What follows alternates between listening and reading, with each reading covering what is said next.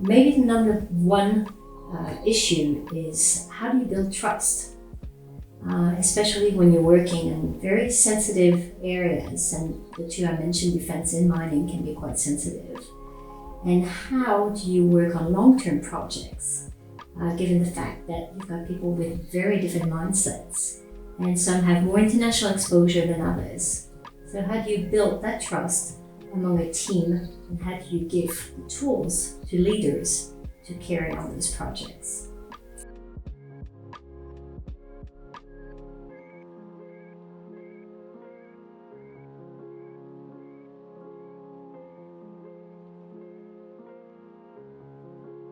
The first recommendation I usually give is how much cultural awareness do you have?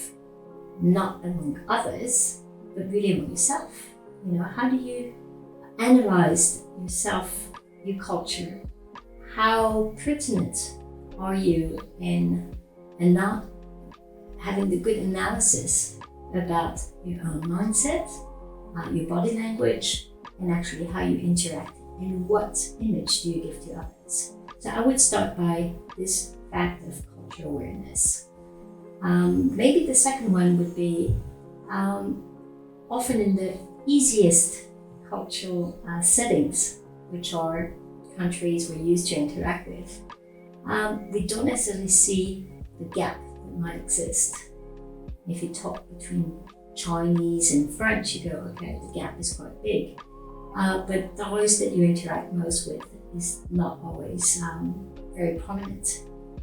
So my recommendation often is self-awareness, and number two, how do others perceive you, and what is your actual knowledge of the local culture and behavior?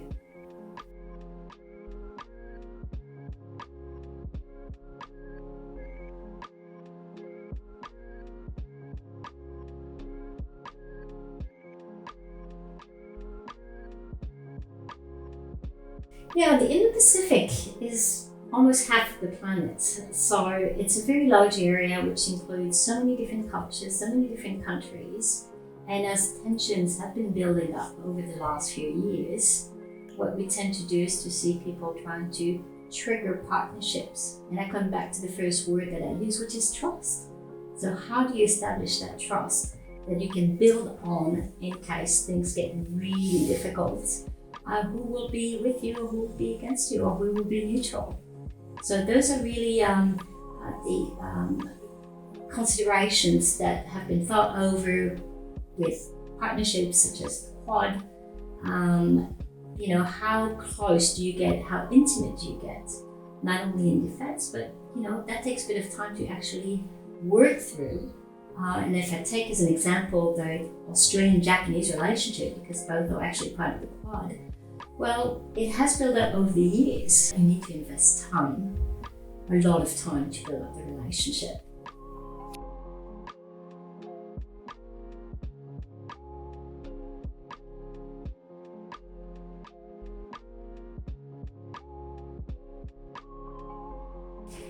Actually, when there is tension in a region, we're going to find areas that bring us together, and that's into your question. So climate change, that affects everyone, and that brings us together.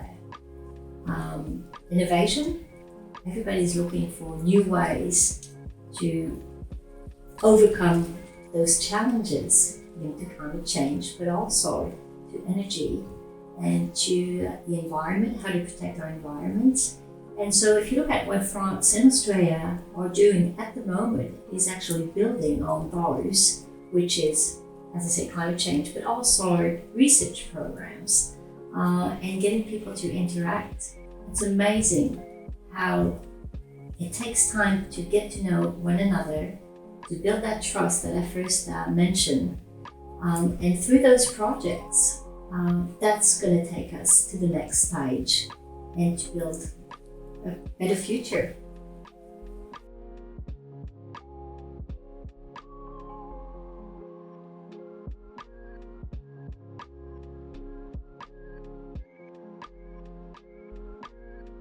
What comes to mind first is Good Hofstede, who's Dutch and who started really intercultural analysis through his book Culture's Consequences. And he started back in the 1970s, so he's like the first figure, I would say, of intercultural issues. Not surprisingly, he's Dutch, and those countries that actually speak different languages, that are open to trade, usually have a better grasp of what intercultural issues is. The second one would be Erin Meyer, Culture Map, which gives you also a lot of good graphs so you can compare where your culture sits among others. So those are really the two first books, and then you've got a variety of different culture analysts.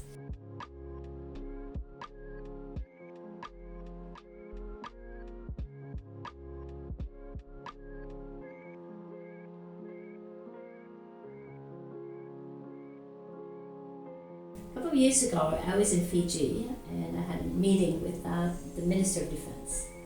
And he knew I was a Franco-Australian American citizen, and I asked him, okay, with what's going on in the area at the moment, who would you say is your best partner?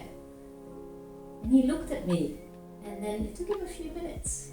And lovely Fijians with a big smile said, well, when it comes to rugby, it's the French. And I thought that was a very good anecdote and a great quote that I use because it also sends another message. Sports, diplomacy, economic diplomacy, but sports, anything that gets us to interact with one another, not just business, core business, but actually is going to have an influence.